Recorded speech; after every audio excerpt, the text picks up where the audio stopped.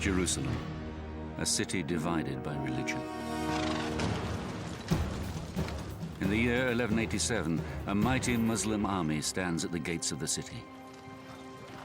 At its head is a charismatic warlord. He's launched a jihad, a holy war, to recapture the city from Christian control. At no point did the Muslims ever accept that the result would be other than Jerusalem being regained by the Muslims. As the Christians prepare for the bloodbath soon to be visited upon them, the actions of one Muslim warrior will echo down the centuries. An Islamic champion will rise and influence the rules of war. As we open the mystery files on Salah al-Din Yusuf ibn Ayyub, Saladin.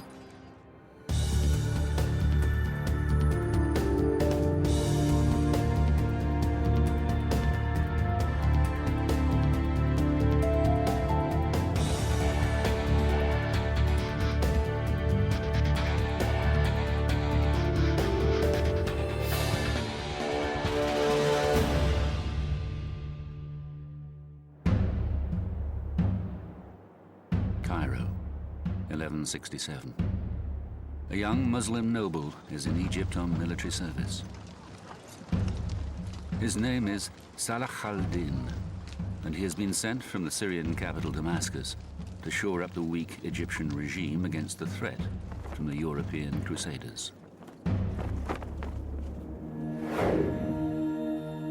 Dr. Abdel Azam is an authority on Saladin.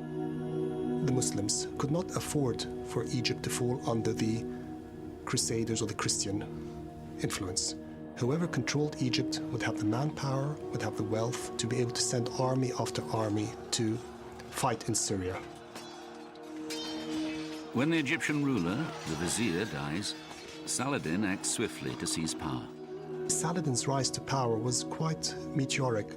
I would say that up to the point when Saladin suddenly becomes the vizier of Egypt, he was unknown. Over the next 2 decades, Saladin builds an empire with Damascus in Syria as his capital, stretching from Tripoli in North Africa through much of the Middle East to the Euphrates in what is now Iraq. But he not only relies on the sword to unify his conquered peoples. Saladin was a man of great sincerity in his religious beliefs. What makes Saladin stand out was his compassion, his charity, his generosity, his patience, his endeavor, his fortitude. Saladin, a devout Sunni Muslim, builds religious schools called madrasas across his empire. Madrasas are fundamentally schools of law. The strength of the madrasas is that it created a uniform Islamic viewpoint. It created social networking, it created tremendous bonds of friendship, of knowledge, of letter writing. There are also non-Muslims living peacefully under Saladin's rule, Jews and native-born Oriental Christians. But there are unwelcome guests as well. Crusaders from Europe occupy Jerusalem and outposts throughout the Holy Land. Carol Hillenbrand is Professor Emerita of Islamic Studies at Edinburgh University. Jerusalem's regarded as the 3rd most holy city in Islam after Mecca and Medina. And in it there are 2 very sacred monuments, the Dome of the Rock and the Aqsa Mosque. But Jerusalem is sacred to Christians too, the place of Christ's crucifixion and resurrection. The Crusaders have held the city since 1099, over half a century after they were ordered by Pope Urban II to end over 400 years of Muslim occupation with the indiscriminate slaughter of Muslims, Jews, and non-Catholic Christians alike. The Muslims were caught by surprise. They had no idea who this enemy was. They did not really understand the nature of the enemy, nor were they in a position to respond because of fragmentation. Until Saladin, there has been no effective Muslim resistance to the Crusaders. Finally, a sense of outrage begins to spread from his religious schools, the madrasas. the real response to what was taking place and what took place in Jerusalem came from the religious scholars. They're the ones who very early on understood the implications. These were, crusaders who were coming to settle and to create their kingdom in the heart of the Muslim world. Having faced little Muslim opposition, the Crusaders have created across the Holy Land what they call the Kingdom of Jerusalem. Amongst the Christian ranks are two zealous orders of warrior monks, known as the Knights Templar and the Knights Hospitaller. To Saladin, they are the ultimate enemy. The Hospitaller and Templars were driven by the crusading vision of showing no mercy towards the Muslims. And this was a reciprocal feeling on Saladin's part. By 1187, Saladin has only one goal. As much a shrewd politician as he is a soldier, he declares a jihad for the recapture of Jerusalem, a holy war that will unite the Muslim peoples and armies of his subject lands against a common enemy. The only way these armies would fight together is if they were fighting a jihad. So the legitimacy of the armies coming together under one leader for one purpose was that of holy war. Saladin marches from Damascus towards Jerusalem at the head of an army of 30,000 men. He boasts that its dust darkens the sun. There were Quran reciters there. There were religious judges there. And it was a real feeling of a religious war, a feeling which in the early days of the Crusades had become rather buried in the hearts of the Muslims. At Saladin's side is an expert on Islamic Sharia law, on hand to advise on the rules of war. His name is Ibn Shaddad, and he will write an account of Saladin's life still used by scholars today. An original manuscript is kept here at the Aqsa Mosque in Jerusalem. It's very unusual in medieval Islamic writing to have biographies of famous people. Baha'u'llah ibn Shaddad was his religious advisor. It's from Shaddad's account that we know so much about Saladin. By July 1187, Saladin has reached the Sea of Galilee, encircling the Christian outpost at Tiberias. Heading towards him is the Crusader army under the King of Jerusalem, Guy de Lusignan. To signify the support of God, the Christians carry a fragment of the true cross. Rafi Lewis is a battlefield archaeologist at the University of Haifa. The idea was basically to march towards Tiberias and to retake the city of Tiberias from the hands of Saladin. But Saladin has a trap prepared for them. Aware of the surrounding landscape, he uses it to his advantage. He has captured and now controls all the main water sources in the Galilee region.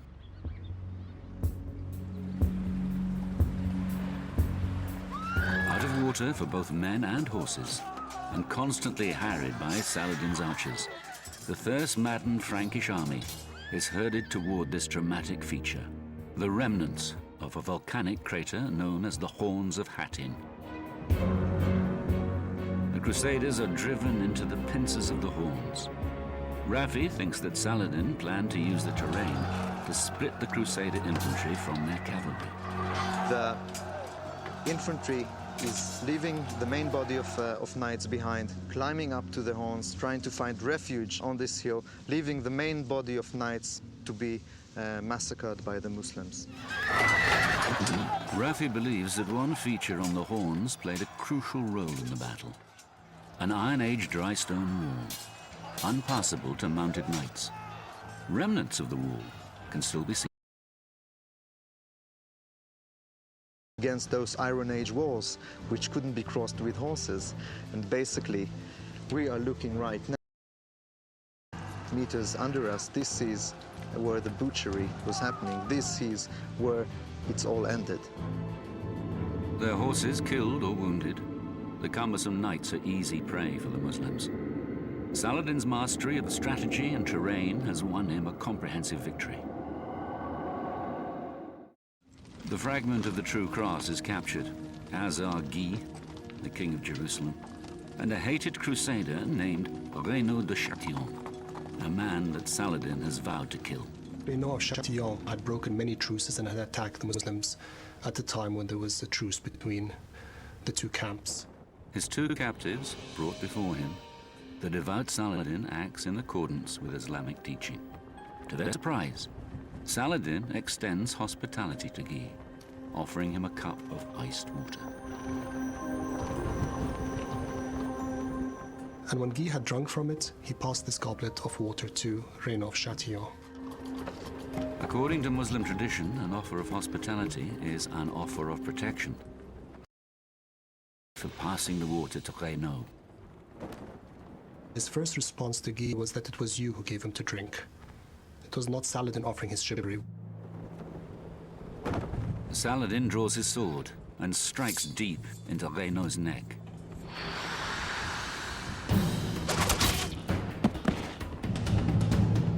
He shows mercy to a terrified Guy.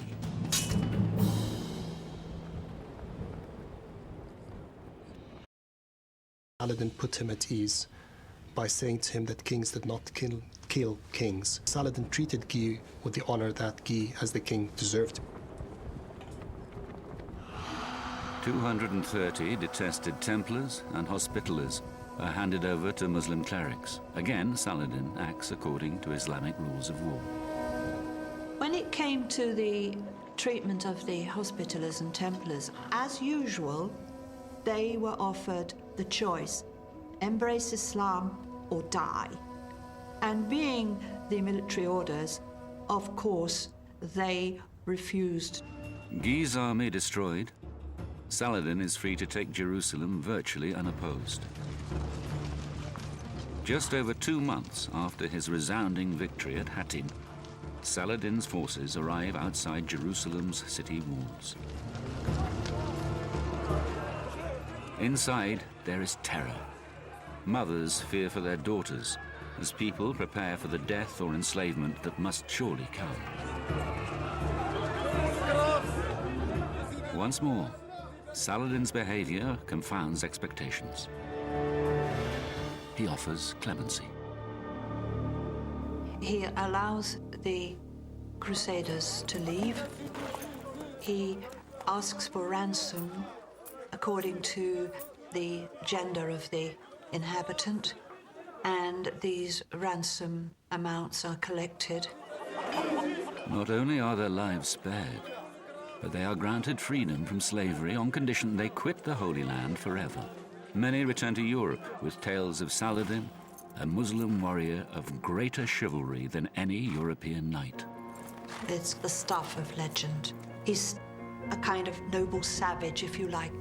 He was someone who was not a Christian, who was an infidel, and who nevertheless had the virtues which Christianity admired. Reuven Amitai is an expert in early chivalry. Saladin is the heir of centuries of development of a political and legal culture in the Islamic world. Much of this is based on the Sharia, the Islamic legal code, which was basically hammered out in the 8th, 9th, and 10th centuries. In Europe, Saladin becomes the model for a knight's code of honor. As late as 1825, his chivalry is extolled in Sir Walter Scott's epic novel of the Crusades, The Talisman. In Jerusalem, Saladin sets about cleansing the sacred sites of Islam with rosewater. Abiding by Islamic teachings to respect Jews and Christians, pilgrims are free to worship on payment of a tax known as the jizya. But even as the calls to prayer sound once more from the minarets of Jerusalem, Saladin knows the Crusaders will return. The horror of this cataclysmic event for Western Christendom is symbolized by the Pope of the time dying shortly afterwards, allegedly of grief.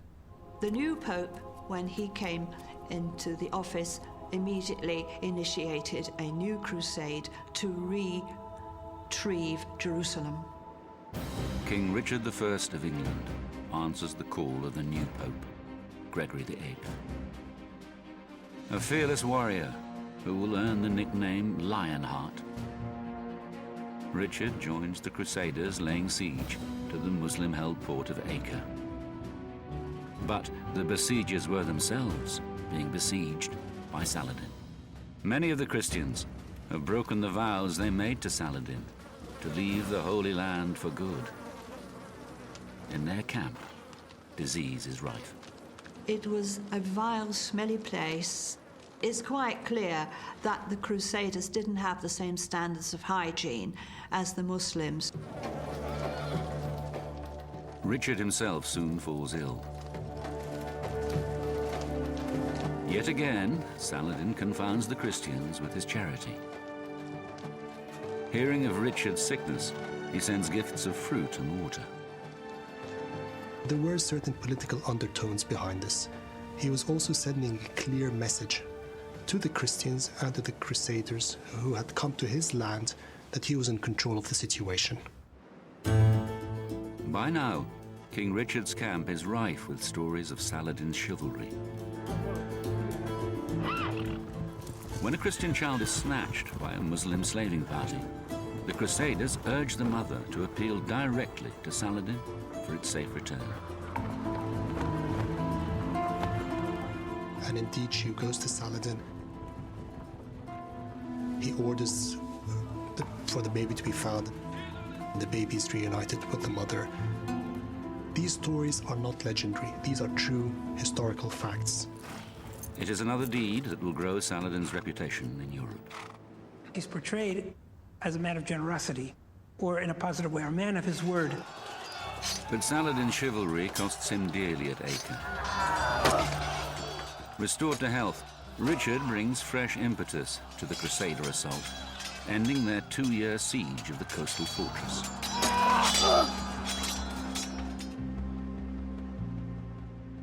He takes 3,000 Muslim prisoners and offers Saladin terms for their release, including a payment of ransom and the return of the true cross.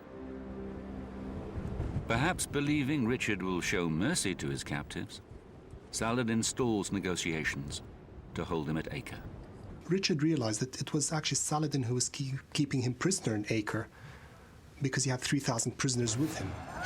What took place was, of course, very dramatic. He led out the 3,000 Muslim prisoners onto the fields of Acre and he had them slaughtered. Just 13 days after Richard marches from Acre, the two forces clash in full battle in the forest of Arsuf, just north of Jaffa.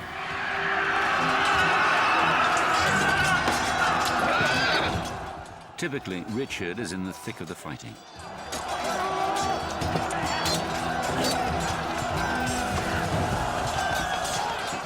But when the English king's horse is killed, Saladin's code of honor overrides his desire to seize the advantage.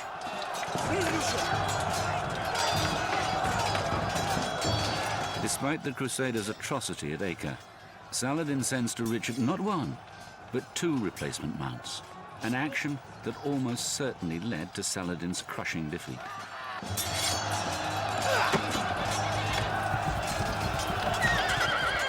In his words, it was unbefitting for a king to fight on foot.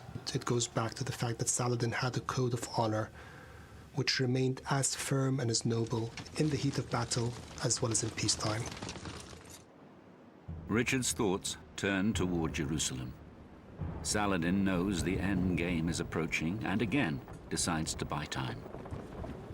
So the tactics of Saladin changed after Arsuf. He realized he could not defeat Richard on the battlefield. Although he never met with Richard, he sent his brother, Adil, and he encouraged Adil and instructed him to enter negotiations for as long as they took with Richard. As Al-Adil keeps Richard talking, Saladin prepares for the worst. Saladin then retreated back into Jerusalem, where he fortified the city and really began a waiting game to see how Richard would respond.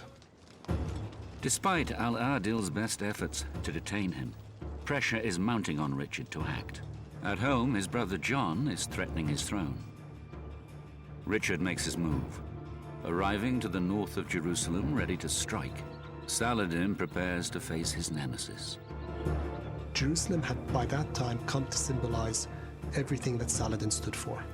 He gathered his loyal lieutenants around him, those who had served him for many years, and he explained in very coherent and very simple manner that they had to fight to the death. Jerusalem lies within Richard's sight. But now the Lionheart knows he lacks the men needed to take and hold the city. Archaeologist Professor Shimon Gibson explains. He realizes that he cannot actually capture Jerusalem. He didn't have control over the landscape surrounding Jerusalem. There's a famous story of him holding up his shield and saying, "I don't actually want to look at Jerusalem because I can't take the city from the Muslims." And then he makes a retreat. Richard realizes that he must negotiate a truce with Saladin through Al-Adil. The terms of the Treaty of Jaffa in 1192 are that the true cross will be returned to the Crusaders, that Christian and Muslim pilgrims will be allowed to visit Jerusalem to pay homage at their shrines. Richard leaves the Holy Land, returning to England many months later after an arduous homeward journey. Worn down by the conflict, Saladin retires to Damascus, where he dies in March 1193, renouncing bloodshed. Word of Saladin's noble conduct, informed by his Islamic faith, spreads far and wide.